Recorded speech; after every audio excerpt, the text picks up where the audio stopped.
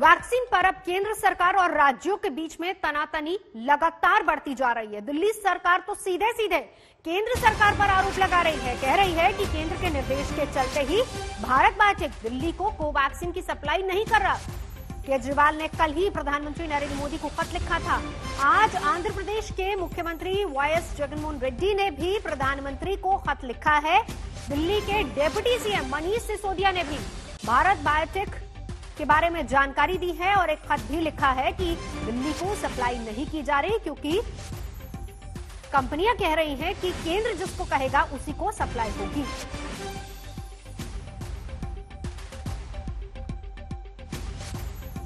मनीष सिसोदिया ने सीधे सीधे आरोप लगाया है कि कंपनियों ने इनकार कर दिया है। कंपनियां कह रही हैं कि केंद्र सरकार के निर्देश पर ही वैक्सीन की सप्लाई होगी। भारत बायोटेक ने कहा है कि केंद्र सरकार के निर्देश पर सप्लाई की जाएगी। दिल्ली सरकार ने प्रधानमंत्री को इस बाबत एक खत भी लिखा है। कल अरविंद केजरीवाल ने तमाम आरोप लगाए थे। इसके बाद कर्नाटक ने ग्लोबल टेंडर जारी करने का फैसला किया है। साथ ही साथ बड़ी खबर यह भी बता दें कि डॉक्टर हर्षवर्धन स्वास्थ्य मंत्री अब से कुछ ही क्षण बाद 2:30 बजे वर्चुअल बैठक भी करेंगे तमाम राज्यों के स्वास्थ्य मंत्रियों के साथ। दिल्ली में वैक्सीन लगाने के लिए दिल्ली सरकार ने, दिल्ली के सब लोगों को वैक्सीन लगाने के लिए दिल्ली सरकार ने 1,34,00,000 वैक्सीन की डिमांड की थी। ये मैं पहले बता चुका हूं। 67 लाख वैक्सीन हमने कोविशील्ड से मांगी थी और 67 लाख वैक्सीन हमने कोवैक्सीन से मांगी थी। कोवैक्सीन ने कल हमें चिट्ठी लिखी है। उन्होंने कहा है कि साफ साफ कह दिया है उन्होंने कि हम वैक्सीन नहीं दे सकते हैं क्योंकि हमारे पास में वैक्सीन उपलब्ध नहीं है। एक बात साफ है कि केंद्र सरकार ही तय कर रही है कि कहां कितनी वैक्सीन जाएगी, कितनी वैक्सीन देश के लोगों को लगेगी, कितनी वैक्सीन केंद्र सरकार एक्सपोर्ट करेगी, देश विदेशों में बेचेगी। ये केंद्र सरकार तय कर रही है। जब केंद्र सरकार तय कर रही है तो फिर ये जिम्मेदारी लेनी चाहिए केंद्र सरकार को कि अगर वैक्सीन 6.5 करोड़ वैक्सीन एक्सपोर्ट नहीं की गई होती तो दिल्ली और मुंबई के एक एक आदमी को 2-2 बार डबल डोज लग चुकी होती अब तक वैक्सीन की। यह जिम्मेदारी भी केंद्र सरकार को लेनी चाहिए। आज कोवैक्सीन की सप्लाई तो उन्होंने मना कर ही दिया। हमारे पास में जितने भी रिजर्व था, जितना भी स्टॉक आया था वो खत्म हो गया है और हमारे पास इस वक्त कोविशील्ड के जितने सेंटर्स थे वो चल रहे हैं, लेकिन कोवैक्सीन के सेंटर्स हमें बंद करने पड़े हैं। 17 स्कूलों में करीब 100 से ज्यादा सेंटर्स हमको बंद करने पड़े हैं कोवैक्सीन के। मैं फिर से रिक्वेस्ट करूंगा केंद्र सरकार से कि देश में, राष्ट्र में इस समय जो संकट है उसकी गंभीरता को समझें और एक राष्ट्र की सरकार की भूमिका निभाएं। तो दिल्ली में वैक्सीन को लेकर सियासत 7वें आसमान पर पहुंच गई है। बीजेपी और आम आदमी पार्टी एक दूसरे पर खुलकर सवाल उछाल रहे हैं। दिल्ली में हमारे पास अब केवल कुछ दिन के वैक्सीन बचा है और यह समस्या देशव्यापी है। पूरे देश में इस वक्त वैक्सीन की भारी कमी हो रही है। इसलिए जरूरी है कि हम भारत में वैक्सीन का उत्पादन युद्ध स्तर पर बढ़ाएं और देश के हर नागरिक को अगले कुछ महीने में वैक्सीन लगाने की राष्ट्रीय योजना बनाएं। मैं आज एक सुझाव देना चाहता हूं। वैक्सीन बनाने का काम केवल 2 कंपनियां ना करें, कई कंपनियों को वैक्सीन बनाने में लगाया जाए। वैक्सीनेशन ड्राइव है, उसमें एमसीडीज अब तक 150 सेंटर्स चला रही थी। एक तरफ वैक्सीनेशन का हल्ला किया हुआ है और दूसरी तरफ 60 वैक्सीनेशन सेंटर्स को बंद कर दिया है और लगातार एडवर्टीजमेंट आ रहा है दिल्ली में यूनिवर्सल वैक्सीनेशन जो है वो अरविंद केजरीवाल प्रोवाइड करने वाले हैं। ना तो अभी तक कोई ग्लोबल टेंडर किया है, ना कहीं से वैक्सीन का प्रावधान किया है। यही विपक्ष के लोग वैक्सीन के विरुद्ध युद्ध में लगे हुए थे। युद्ध ये नहीं था कि हम लोग इकट्ठे होकर पहले 60 से ऊपर वालों को वैक्सीनेट करवा दें। युद्ध ये था कि ये हिंदुस्तानी वैक्सीन चलनी नहीं चाहिए। आप फाइजर को अलाउ करो, आप इसको लेके आओ, उसको लेके आओ और अपनी वैक्सीनेशन पॉलिसी के तहत लोगों के मन में भ्रम पैदा करने का काम इन्हीं लोगों ने किया। दो सहयोगी इस वक्त मेरे साथ जुड़ चुके हैं, कुमार कुणाल दिल्ली से और साथ ही साथ सौरभ बक्तानिया इस वक्त मुंबई से। कुणाल, देखिए सियासत होनी नहीं चाहिए लेकिन हो रही है। ग्राउंड रियलिटी लगातार कैमरे में कैद कर हम दिखा रहे हैं कि तस्वीरें क्या हैं वैक्सीनेशन सेंटर्स के बाहर, लेकिन मनीष सिसोदिया ने लगातार, कल अरविंद केजरीवाल, आज मनीष सिसोदिया लगातार ये बड़ा आरोप लगा रहे हैं कि केंद्र के इशारे पर वैक्सीन सप्लाई हो रही है, मजबूरन हमें कई सेंटर्स बंद करने पड़ रहे हैं। बिल्कुल, जो आपने कहा कि जो होना चाहिए वो नहीं हो रहा है और जो नहीं होना चाहिए वही हो रहा है। पॉलिटिकल बयानबाजी हो रही है, सियासी बातचीत हो रही है, वैक्सीन मिलनी चाहिए वो नहीं मिल रहा है। मुश्किल ये है कि कोवैक्सीन के सारे सेंटर दिल्ली में बंद हो गए हैं। साफ तौर पर दो बातें, एक तो जो दिल्ली सरकार का दावा है कि 67 लाख हमने कोवैक्सीन के लिए आवेदन किया था, 67 लाख कोविशील्ड के लिए आवेदन किया था, कोवैक्सीन ने मना कर दिया है। कल स्वास्थ्य मंत्रालय की प्रेस कॉन्फ्रेंस हुई थी, उसमें जब सवाल पूछा गया था तो स्वास्थ्य मंत्रालय ने कहा कि जो केंद्र सरकार है, केंद्र का स्वास्थ्य मंत्रालय है, वो सिर्फ फैसिलिटेटर का रोल निभा रहा है। यानी वो कहीं पर अगर गड़बड़ हो, कहीं किसी जगह से अगर राज्यों में और प्राइवेट कंपनियों में आपस में कुछ सुलह नहीं हो तो वहां पर सरकार की दखलंदाजी होगी। तो ऐसे में किसकी वजह से लोगों को नहीं मिल रहा, यह जवाब तो देना पड़ेगा। कुणाल मैं आपको रोकूंगी, इस वक्त हम आपको सीधा लिए चलते हैं। संबित पात्रा प्रेस कॉन्फ्रेंस कर रहे हैं। लाइसेंसिंग कर दी जाए और बाकी सारी कंपनियों को कहा जाए कि वो भी वैक्सीन मैन्युफैक्चर करें, इससे बहुत वैक्सीन मैन्युफैक्चर होगा और सुविधा हो जाएगी। और अगर केजरीवाल जी के शब्दों में कहा जाए तो फॉर्मूला को डिक्लेयर कर देना चाहिए, उस पर भी मैं कहने वाला हूं। और तीसरा विषय, आम आदमी पार्टी के ये जो चिट्ठी खेल हो रहा है और जिस प्रकार का झूठ वो बोल रहे हैं वैक्सीन को लेकर, उस पर भी खुलासा करूंगा।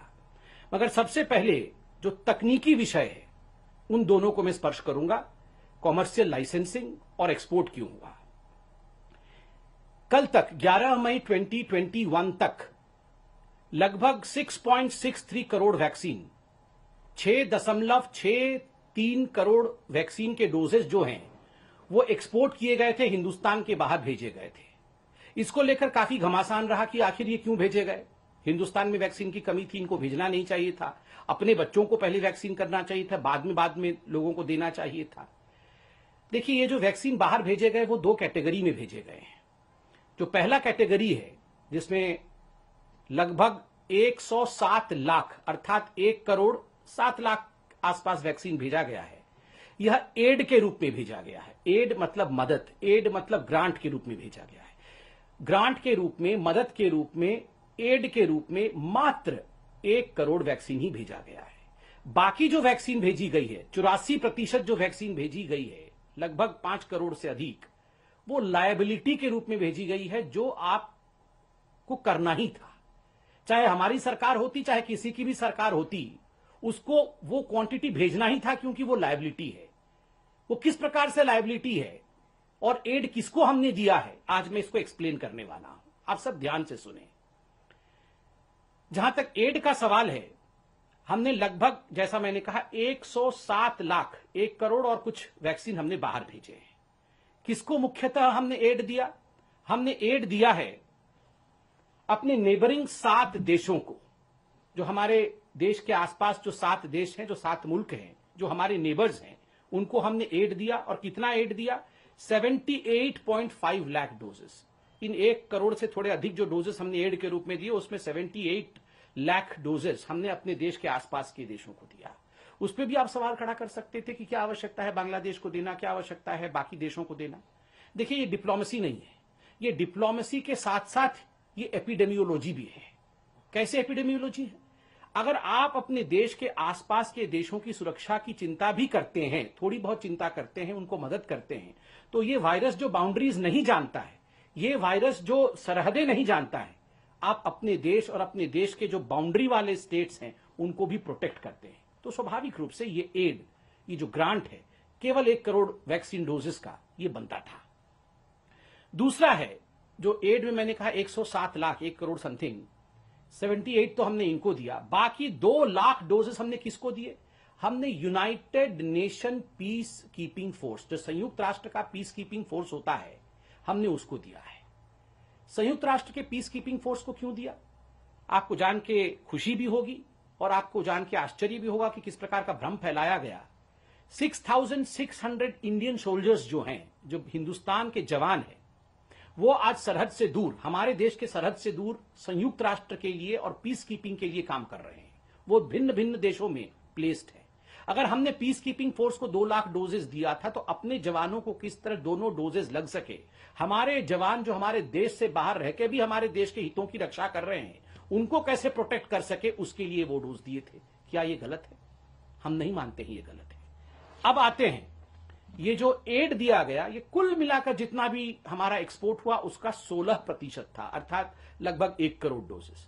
बाकी जो 5.5 करोड़ डोजेस हैं, लगभग 84% जो है, वो क्यों बाहर भेजा गया?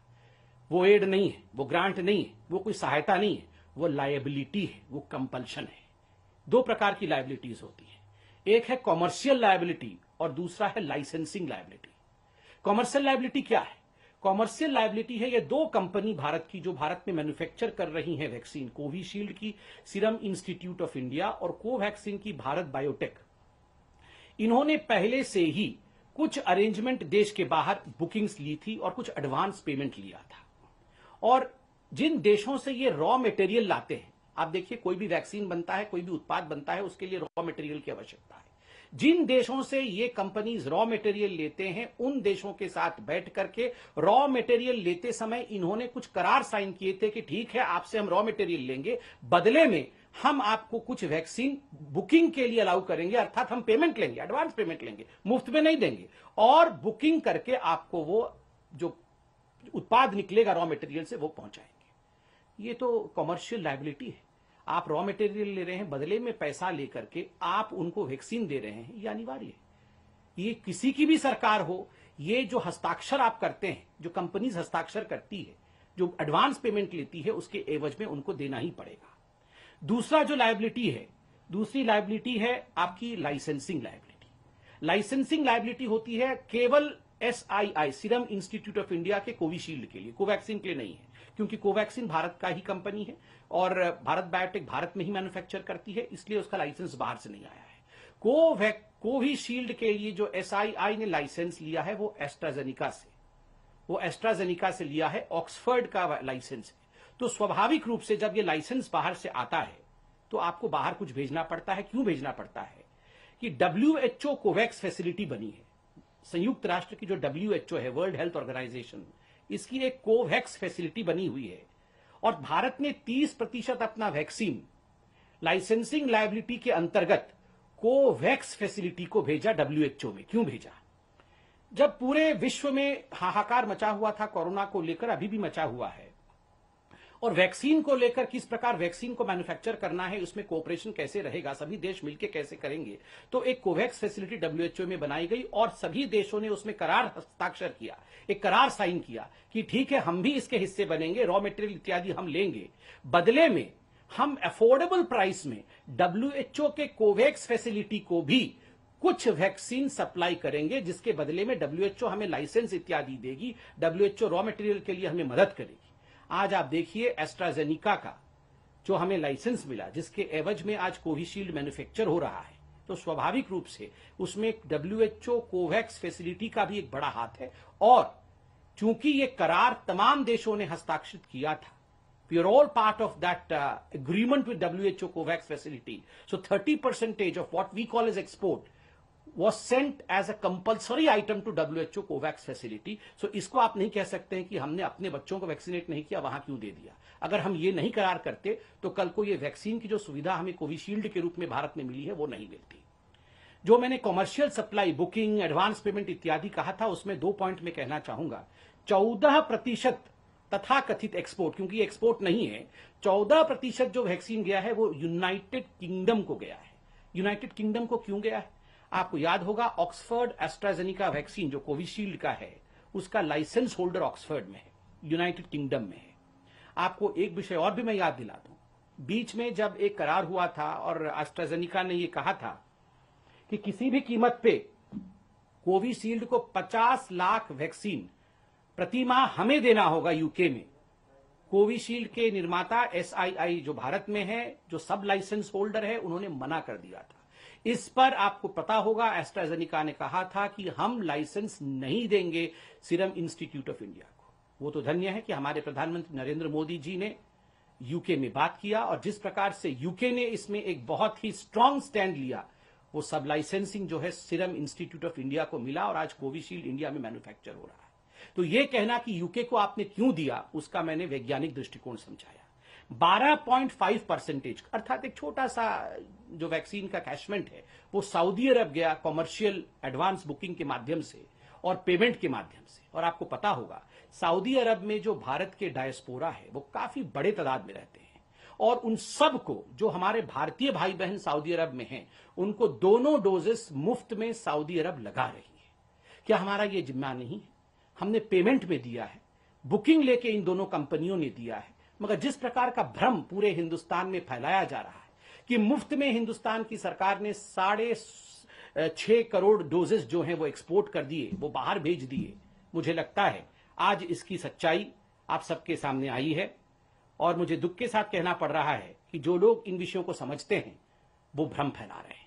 आज के इस ग्लोबल विलेज में कोई भी देश एक द्वीप के रूप में, एक छोटे से आइलैंड के रूप में नहीं रह सकता है। In this global arena, in this global era, no country can exist as an island in itself. There has to be cooperative globalization as well. ये एक विषय आपका एक्सपोर्ट को लेकर था। दूसरा विषय जो कुछ दिनों से जो ऑपोजिशन पार्टी के लोग भ्रम फैलाने की कोशिश कर रहे हैं कि भारत की सरकार कंपल्सरी लाइसेंसिंग क्यों नहीं कर देती है। और केजरीवाल जी, मनीष सिसोदिया जी 3 दिन से लोगों को ये बोल रहे हैं कि फॉर्मूला हमें दे दो, फॉर्मूला हमें दे दो। देखिए, ये जो आम जनता है इनको समझाने की आवश्यकता है। मैं बहुत साधारण शब्दों में और बिल्कुल साधारण तरीके से समझाऊंगा कि ऐसा क्यों नहीं हो रहा है और ऐसा होने में अड़चन क्या है। देखिए, ये जो वैक्सीन का फॉर्मूला है ये कोई ऐसा फॉर्मूला नहीं है कि कोई साधारण सा विषय हो और इसका फॉर्मूला हो और आपको फॉर्मूला दे दिया और आपने घर में वैक्सीन बना लिया, या कोई भी कंपनी अपने घर में वैक्सीन बना लेगी। संबित पात्रा प्रेस कॉन्फ्रेंस कर रहे थे। इस बीच ये भी बताएं कि देश में कोरोना की दूसरी लहर झेल रहे हैं लोग और तीसरी लहर का खतरा लगातार मंडरा रहा है, लेकिन टीके पर मारामारी लगातार मची हुई है। तमाम हिस्सों से टीके के संकट की खबरें भी आ रही हैं। लंबी लंबी कतारों की तस्वीरें लगातार आ रही हैं। यहां तक कि अब सियासी टकराव भी शुरू हो गया है। सवाल यह है कि ऐसी तैयारी से कैसे हारेगा कोरोना।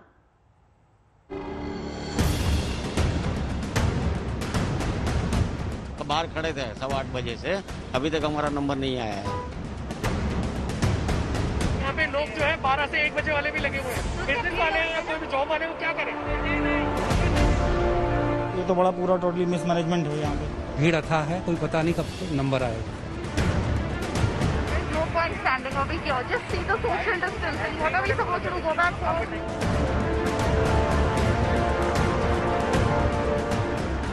ये जंग 2 डोज जिंदगी की है। पूरा देश वैक्सीन को लेकर बेचैन है। नौजवान कह रहे हैं कि हमें वैक्सीन चाहिए। वैक्सीन की मारामारी में बुजुर्गों के आक्रोश छलक रहे हैं। मां, बहन, बेटियां कह रही हैं वैक्सीन दिलाओ, कोरोना से बचाओ। इनको 1 लग गया है, कल से उनका सेकंड तो लगा दीजिए आप। हमारा लैब तो जाएगा फर्स्ट, हम क्या करेंगे। तमाम शहरों से अब सिर्फ लंबी लंबी कतारों की तस्वीरें आ रही हैं। जब देश को टीके की अहमियत समझ में आई तो पता चला कि वैक्सीन दूर की पौड़ी हो गई। लोग वैक्सीन लगाने को बेचैन हो रहे हैं, तो जिन पर टीके दिलाने की जिम्मेदारी है वो हाथ खड़े कर रहे हैं। नतीजा आपके सामने। आप लोग इस तरह से लाइनों में लगे हुए हो, ये तो कोरोना लेने के लिए आ रहे हो। सर क्या करे, तो क्या करे, ये रोज रोज परेशान करते हैं। रोज अभी आप बोलते हैं 31 मार्च के पहले जो रजिस्ट्रेशन हुआ उसका कोई नंबर नहीं आ रहा है। देखो ये क्या फाड़ देंगे इनको। 50 रोज हो गए लगाए, अभी बेकार हो जाएगी। वो पहले लगाए जो नंबर ही नहीं दे रहे। आप लोग बुजुर्ग लोग हो, आप लोगों को इस तरह से तो बच के रहना चाहिए ना। सर क्या करें, टोकन वो तो लगवाए सुबह से कह रहे थे। ऑनलाइन रजिस्ट्रेशन होता नहीं है यहाँ, ये लगाते नहीं है, करेगा फिर मानने को तैयार नहीं है। अब बोले साहब 31 मार्च के बाद पहले वालों को जो रजिस्टर्ड हुआ उनको लगाएंगे। आज टोकन दे दिए सुबह 6 बजे टोकन। ये स्थिति है वैक्सीनेशन सेंटर पे। 18 साल से ज्यादा उम्र के लोगों को वैक्सीन लगाने का ऐलान तो हो गया, लेकिन इंतजाम नहीं हो पाए। राज्य सरकारों के पास वैक्सीन की पर्याप्त डोज नहीं है। दिल्ली के सीएम केजरीवाल कह रहे हैं कि 2 कंपनियों से काम नहीं चलने वाला। केजरीवाल ने मांग की है कि ज्यादा से ज्यादा कंपनियों को वैक्सीन बनाने की इजाजत मिले। आंध्र प्रदेश के सीएम वाईएस जगन रेड्डी ने भी पीएम को खत लिखा है, ज्यादा से ज्यादा कंपनियों को प्रोडक्शन की इजाजत देने की मांग की। कर्नाटक सरकार ने 3 करोड़ डोज के लिए ग्लोबल टेंडर निकालने का फैसला किया है।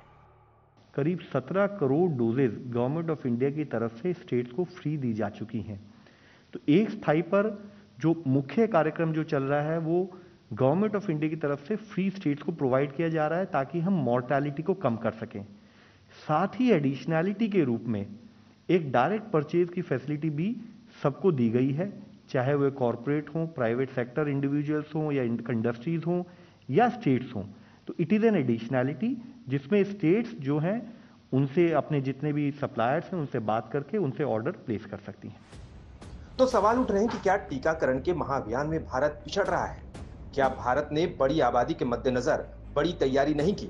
आंकड़े बता रहे हैं कि जिस टीके को कोरोना की सुनामी थामने का कवच माना जा रहा है, उनका इंतजाम नहीं हो पा रहा। टीकाकरण अभियान की शुरुआत हुए 115 दिन हो गए, अब तक सिर्फ 11% आबादी को ही टीका लग पाया है। करीब 3 करोड़ 85 लाख लोगों को दोनों डोज लग गए। 13 करोड़ 65 लाख से ज्यादा लोगों को पहला डोज लग पाया है। दोनों मिलाकर 17 करोड़ 51 लाख से ज्यादा लोगों को टीके लगे।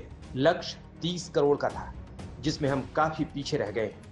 वैक्सीनेशन को लेकर हो रही सियासत के बीच शहर शहर वैक्सीनेशन की ग्राउंड रिपोर्ट भी लगातार आ रही है। हम आपको दिखाते हैं क्या तस्वीरें हैं हमारे संवाददाताओं की इन रिपोर्ट्स में। देखिए, दिल्ली में बवाल मचा है कि वैक्सीन कितनी बची है, क्या जितनी वैक्सीन है उससे आने वाले दिनों में पूरी तरह से जो लोगों ने रजिस्ट्रेशन करवाया है क्या उन्हें वैक्सीन मिल पाएगा। इस बीच में आपको हम कतार दिखाते हैं कि किस तरीके से अलग अलग वैक्सीनेशन सेंटर पर लोग अभी भी बड़ी संख्या में आ रहे हैं अपना स्लॉट बुक करवा करके। लेकिन जो मुश्किल आ रही है वो यही है कि स्लॉट बुक करवाना भी एक बड़ा मुश्किल काम है, बड़ी टेढ़ी खीर है। लोगों को घंटों लग जाते हैं जब वो अपनी कोशिश करते हैं। Computer, laptop, mobile, slot book कराना आसानी से हो गया। हाँ जी, नहीं, काफ़ी मशक्कत तो करनी पड़ती है, रेगुलर चेक करना पड़ता है कहाँ पे स्लॉट बुक है कहाँ पे नहीं है। तो प्रॉब्लम तो आ रही है थोड़ी सी बुक कराने में, काफ़ी दिनों बाद स्लॉट मिला है। काफ़ी दिनों बाद मिला है। तो यही लगभग स्थिति है दिल्ली में है कि जो सेंटर है वहाँ व्यवस्थित तरीके से टीकाकरण तो हो रहा है, लेकिन स्लॉट लेना थोड़ा मुश्किल है। हाँ, हमें भी लग गया टाइम। जब से खुला था तब से बस यही ट्राई कर रहे थे कि मिल जाए, सब एक साथ रजिस्टर कर रहे थे, पूरी फैमिली एक साथ आ सके। और इस बीच में जब सरकार कह रही है कि थोड़ी वैक्सीन भी अब कम पड़ने वाली, तो थोड़ा टेंशन और बढ़ जाता है। तो ये था कि बस अब बुक कर लो ताकि प्रॉब्लम ना आ जाए, क्योंकि आगे न्यूज में तो यही आ रहा है आने वाले दिनों में वैक्सीन अब थोड़े दिन नहीं आने वाली है। तो जो सेकंड स्लॉट वाले हैं उनको चाहिए होगा, प्लस हमको वापस बॉम्बे जाना है हमारे जॉब के लिए, तो हम यहाँ से लगवा के चले जाएं ताकि वापस ज्यादा दिक्कत है कि जिन्हें जरूरत है उन्हें लगता है कि अब चूंकि वैक्सीन खत्म होने वाली है तो जितनी जल्दी हो सके उतनी जल्दी वैक्सीन लग जाए। नहीं तो ये मन में है कहीं कि अगर वैक्सीन खत्म हो गई दिल्ली से तो फिर कैसे होगा। जी, ये कहीं ना कहीं तो मन में, बट खत्म तो नहीं होगी, बट हाँ टाइम जितना खिंच रहा है, कोशिश कर रहे हैं जितने जल्दी लग जाए ज्यादा अच्छा है। ज्यादा अच्छा तो ये जो पूरी यहाँ पर कतार है, सब लोग चाहते हैं कि जल्दी से जो सुरक्षा की पहली शील्ड है, जो कोविड के खिलाफ सबसे बड़ी लड़ाई है, वो कम से कम यहाँ पर जीती जा सके। तो ये तैयारी है यहाँ पर। कितने लंबा टाइम लगा आपको बुक कराने? सर कल मिली है, काफी टाइम के बाद ट्राई करने के बाद, बहुत दिन से नहीं मिल रही थी, पर फाइनली आज हो गया। लेकिन लगा क्या कि चलो फाइनली मिल गया, नहीं तो खत्म हो जाए। यस। ये मन में है, क्योंकि सरकारें भी कह रही हैं क्या कि अब जो है कम से कम कोवैक्सीन के जो डोजेज हैं दिल्ली में वो काफी कम बचे हैं। कोविशील्ड फिर भी 2-3 दिनों के लिए अभी 18 से ऊपर वाले एज ग्रुप के लिए है। तो ऐसे में लोगों के अंदर दोहरी परेशानी है। एक तो कि स्लॉट बुक कराना टेढ़ी खीर है, दूसरी जो परेशानी है वो ये है कि अगर वैक्सीन खत्म हो गई तो पता नहीं अगले कितने दिन और इंतजार करना पड़ेगा। कैमरामैन आलोक दास के साथ कुमार कुणाल, दिल्ली आज तक। अस्पताल के एक वैक्सीनेशन सेंटर के बाहर हैं और आप देख सकते हैं यहाँ पर किस तरह से लोगों की लंबी लाइन बढ़ती जा रही है और अभी वैक्सीनेशन शुरू नहीं हुआ है। अभी रजिस्ट्रेशन के बाद जिन लोगों को टोकन दिए जाने का काम है वो शुरू हुआ है, लेकिन जितने लोग खड़े हुए हैं उससे साफ पता चलता है कि कई और दिनों की तरह आज भी बहुत से लोगों को मायूस होकर के लौटना पड़ सकता है। वजह साफ है कि वैक्सीन की संख्या सीमित है और लोग अपना रजिस्ट्रेशन करने के बाद यहाँ पर आ रहे हैं और उनको सारे लोगों को वैक्सीन नहीं मिल पा रही, क्योंकि जितनी संख्या चाहिए वैक्सीन की उतनी राज्यों के पास नहीं है। हालांकि दूसरे राज्यों की तरह उत्तर प्रदेश ने इसको लेकर के शिकायत नहीं की है, क्योंकि केंद्र में भी बीजेपी की सरकार है, उत्तर प्रदेश में भी, इसकी वजह से खुलकर शिकायत नहीं की। लेकिन यहाँ के नेता अधिकारी ये बात मानते हैं कि वैक्सीन की लिमिटेड मात्रा है और उसी के चलते जो वैक्सीन का लगाने का तरीका है वो इस तरह इस्तेमाल किया गया है कि स्लॉट्स दिए जाएं, उसके बाद लोगों को आने के लिए कहा जाए और उनको वैक्सीन दी जाए। लेकिन जिस तरह से लंबी लाइन्स हैं यहाँ पर, उससे एक बात साफ है कि बहुत सारे लोगों को मायूसी हाथ लगनी है और वो लोग खड़े होकर के बहुत देर से जा सकते हैं। लोग कुछ लोगों से बात भी करने की कोशिश करते हैं। ये बताइए, आज आपकी फर्स्ट शॉट लेने के लिए आए हैं? सेकेंड? First dose. क्या रजिस्ट्रेशन करने के बाद आपको स्लॉट दिया गया था? हाँ, स्लॉट मिल गया। वो लोग हैं जो यहाँ पर खड़े हुए इंतजार कर रहे हैं जिससे कि जल्द से जल्द इनका वैक्सीनेशन हो।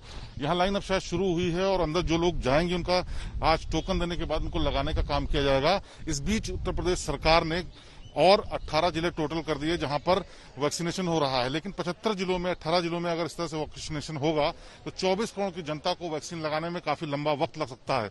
इसलिए विपक्ष ने यह भी मांग करनी शुरू कर दी है कि सरकार 3-4 महीने में ये तय करे कि वैक्सीन कैसे लगेंगे। और ये हम बता रहे हैं 44 से ऊपर की उम्र वाले लोग, बाकी उधर एक और लाइन लगी हुई है अलग सेपरेट जो कि 18+ लोगों को वैक्सीन लगाने के लिए बनाई गई है। तो कुल मिलाकर के जो और राज्यों की स्थिति है वैसे ही उत्तर प्रदेश में भी है कि वैक्सीन की कमी है। सरकार कोशिश कर रही है कि वैक्सीन का ऑर्डर दे करके इसको जल्द से जल्द अभियान को चलाए रखे, लेकिन जिस तरह से लोगों की लंबी लाइन और वैक्सीन की कमी है उससे लगता है कि आने वाले वक्त में वैक्सीनेशन को लेकर के दिक्कत होगी जरूर। कैमरामैन अमित राज गुप्ता के साथ शिवेंद्र श्रीवास्तव, लखनऊ आज तक। दिल्ली और लखनऊ के बाद अब आपको हम भोपाल और जयपुर और साथ ही साथ अहमदाबाद की भी तस्वीरें दिखाएंगे। वैक्सीनेशन सेंटर्स पर हाल क्या है, देखिए जरा इस रिपोर्ट में। मध्य प्रदेश में भी देश के बाकी हिस्सों की तरह ही वैक्सीनेशन को लेकर लोगों में तो उत्साह देखने को मिल रहा है, लेकिन समस्या ये है कि वैक्सीनेशन केंद्रों पर वैक्सीन सीमित संख्या में मौजूद है और इसीलिए लोगों को कई बार निराश होकर के जाना पड़ रहा है। दूसरी समस्या यह है कि वैक्सीनेशन केंद्रों पर जब लोग पहुंच रहे हैं तो वहां पर कोई खास ऐसी व्यवस्थाएं नहीं है जिससे वो कोरोना से खुद को बचा सके। एक तरीके से देखा जाए तो सोशल डिस्टेंसिंग की धज्जियां पूरी तरीके से वैक्सीनेशन केंद्रों पर उड़ रही हैं। हम भोपाल के एक वीआईपी इलाके में इस वक्त मौजूद है जहां पर ये वैक्सीनेशन सेंटर बना है।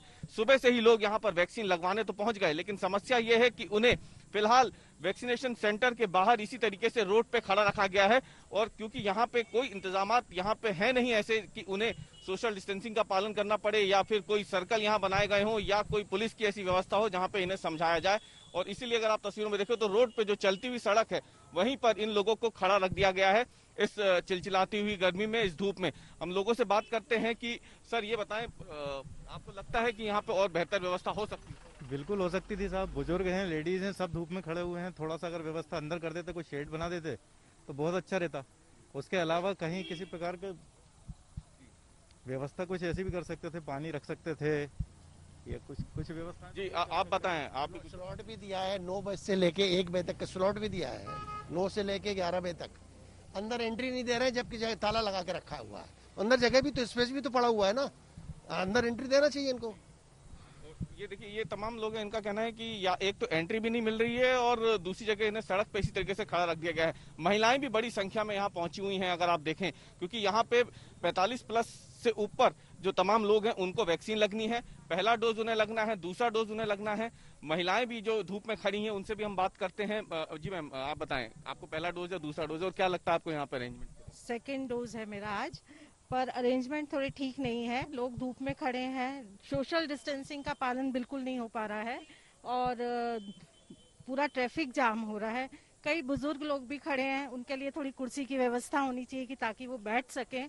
तो व्यवस्थाओं से हम संतुष्ट नहीं है। आप देख सकते हैं तमाम लोग हैं, अगर देखिए आप लंबी लाइन यहाँ पे लोगों की लगी हुई है सुबह से ही। लेकिन अब आपको बताएं कि दो समस्याएं सामने आ रही है। पहला तो ये है कि वैक्सीनेशन केंद्रों पर अलग से कोई इंतजामात इन लोगों के लिए नहीं है। अगर आप देखें तो इस पूरी लाइन में कई सीनियर सिटीजन भी हैं जो खड़े हुए हैं, इसी बाहर सड़क पे धूप में महिलाएं भी हैं। अब दूसरी जो सबसे बड़ी समस्या है वो ये कि इस वैक्सीनेशन सेंटर पर केवल 500 वैक्सीन उपलब्ध है। मध्य प्रदेश में जो वैक्सीनेशन की स्थिति है, वैक्सीन की उपलब्धता है, वो बेहद सीमित है और इसीलिए हर वैक्सीनेशन सेंटर पर 300 से लेके 500 तक वैक्सीन जो है वो उपलब्ध कराए गए हैं। और उस बीच क्या स्थिति होती है हम आपको तस्वीरों में दिखाते हैं। देखिए लोग जो पहुंच रहे हैं वो लगातार लोग स्वास्थ्य कर्मियों से पूछते रहते हैं क्या व्यवस्था है और लोगों की बहस भी होती है स्वास्थ्य कर्मियों से। ये आप स्थिति देख सकते हैं वैक्सीनेशन केंद्र की है। सुबह का वक्त है, 500 वैक्सीन फिलहाल इस सेंटर पर उपलब्ध है। जिनका एनरोलमेंट है, जिनका स्लॉट बुकिंग है, वो उन्हें अंदर भेज दिया गया है। कई ऐसे लोग हैं जिनका रजिस्ट्रेशन नहीं है, वो फिलहाल बाहर खड़े हैं। और ये अफरा तफरी की स्थिति एक तरीके से अगर देखा जाए तो वैक्सीनेशन केंद्रों पर बनी हुई है, क्योंकि लोग तो बड़ी संख्या में पहुंच रहे हैं लेकिन वैक्सीन सीमित संख्या में उपलब्ध है वैक्सीनेशन केंद्रों पर। कैमरामैन इरशाद खान के साथ रवीशपाल सिंह, भोपाल, आज तक। भारत में पिछले कुछ दिनों से कोरोना के मामलों में तो कटौती हुई है, लेकिन वैक्सीनेशन सेंटर पर बड़ी तादाद में लोग देखने मिल रहे हैं। आप देख सकते हैं यहाँ पे ये अहमदाबाद के स्वामीनारायण मंदिर का वैक्सीनेशन सेंटर है। मणिनगर में आया हुआ ये वैक्सीनेशन सेंटर है और सुबह से ही यहाँ पे लंबी लाइन जो है वो वैक्सीनेशन के लिए लग जाती है। और सबसे दिलचस्प आपको बताते हैं कि यहाँ पे जितने वैक्सीन के जो डोज आते हैं उसके बाद अगर कोई भी आता है तो यहाँ पे दरवाजा जो है उसे बंद कर दिया जाता है। यानी जो लोग हैं जिनकी जितना वैक्सीन का डोज आया हुआ है उनको टोकन दे दिया गया है और उसके बाद ये दरवाजा जो है उसे बंद कर दिया गया है। हमारे साथ यहाँ के कुछ लोग मौजूद है जो वैक्सीनेशन के लिए आए। काका ये बताइए सुबह कितने बजे से यहाँ पे आप इंतजार कर रहे हैं? 8 बजे से 8 o'clock से 8 बजे से आप आए हैं। कितना वक्त लगा है? मास्क पहले तो पहन लीजिए। 1.5 घंटा लगा अभी, 1.5 घंटा लगा अभी। क्या कहेंगे, इतनी भीड़ रहती है यहाँ पे वैक्सीनेशन के लिए? इससे पहले भी आए थे, परेशानी कितनी हो रही है? वैक्सीनेशन सेंटर बढ़ाना चाहिए, थोड़े वैक्सीनेशन में मजा नहीं है। ये बार बार लॉ बदलना नहीं चाहिए और रूपानी ने बोलना कि ये decision low for ever low, spot wise decision मत लेना। IAS ऑफिसर बैठे हैं क्या करते हैं वहाँ, AS IPS ऑफिसर बैठे क्या मैनेजमेंट करते हैं। दिल्ली सरकार का कहना है कि कोवैक्सीन का स्टॉक अगर नहीं मिला तो 125 वैक्सीनेशन सेंटर को बंद करना पड़ सकता है। इस बीच हम दिल्ली के ऐसे वैक्सीनेशन सेंटर पर पहुंचे हैं जहां पर कोवैक्सीन का डोज लगाया जा रहा है। लोगों से यहां पर बात कर लेते हैं। आप सेंटर देख रहे हैं, यहां पर लोग अपना अपॉइंटमेंट चेक करवा रहे हैं और साथ ही साथ इनसे हम बात करके जानते हैं कि कितना वक्त लगा, कितना मुश्किल है अपॉइंटमेंट पाना। क्या नाम है आपका? यशोदा। यशोदा, ये बताइए कि कितने दिन में आपका ये अपॉइंटमेंट बुक हुआ? मुझे 2 हफ्ते लगे हैं बुक करने में और सडनली मतलब रात को जाके मैंने किया तो जाके मेरे को अपॉइंटमेंट मिला है। 2 हफ्ते से आप परेशान थी बुकिंग के लिए? हाँ ऑब्वियसली। आपको पता है यहाँ कौन सी वैक्सीन लगी? कोवैक्सीन लग रही है। हाँ जी, कोवैक्सीन ही लगवाना चाह रही थी? ऐसा कुछ नहीं था, मुझे तो अपॉइंटमेंट का था तो मैं विकासपुरी से यहाँ पे आई हूँ क्योंकि मुझे वेस्ट जोन में कहीं पर भी अवेलेबल नहीं था। इवन मैंने बालाजी हॉस्पिटल में पता किया जो नियर बाई है वहाँ पर भी अवेलेबल नहीं था, तो मुझे यहाँ पे जाके अपॉइंटमेंट मिला है। जो दिल्ली में इन दिनों चर्चा चल रही है, आप भी खबर देख रही होंगी, कोवैक्सीन का स्टॉक नहीं मिल पा रहा है या कमी है, इसको आप किस तरह से देख रही है? लगता है कि स्टॉक मिलना चाहिए दिल्ली को? बिल्कुल मिलना चाहिए। ओबीसी ये तो राइट है, मतलब ऐसा फंडामेंटल राइट है हमारा एक कि हमें मिलनी चाहिए वैक्सीनेशन और आई थिंक गवर्नमेंट कुछ ना कुछ करेगी इसके ऊपर काम और मिलना ही चाहिए स्टॉक को, मुझे ऐसा लगता है। यशोदा है जो कि विकासपुरी से आई हैं। हम बता दें आपको कि इस वक्त हम मौजूद हैं सेंट्रल दिल्ली में, झंडेवालान के नज़दीक रानी झांसी रोड है, वहाँ पर एक स्कूल में ये वैक्सीनेशन सेंटर तैयार किया गया है और यहाँ पर कोवैक्सीन के डोज लगाए जा रहे हैं। महाराष्ट्र में वैक्सीन की किल्लत रोजाना लोगों को परेशान कर रही है। मुंबई में तो हाल और भी ज्यादा खराब है। इस वक्त हम मुंबई के BKC वैक्सीनेशन सेंटर के बाहर मौजूद है। ये देश का सबसे बड़ा वैक्सीनेशन सेंटर है। यहाँ पर रोजाना 10,000 से ज्यादा लोगों को वैक्सीनेशन लग सकती है, लेकिन फिलहाल पिछले कई दिनों से हालत ऐसे है कि कुछ ही लोगों को वैक्सीन दी जा रही है। वैक्सीनेशन की बहुत ज्यादा शॉर्टेज है। कई सारे सीनियर सिटीजन्स यहाँ पर आ रहे हैं 45 एंड अबव एज ग्रुप के, जिनको सेकेंड डोज लगना है, लेकिन उनके पास जो है शेड्यूल नहीं है, अलॉटमेंट नहीं है, इसलिए उनको खाली हाथ ही वापस जाना है।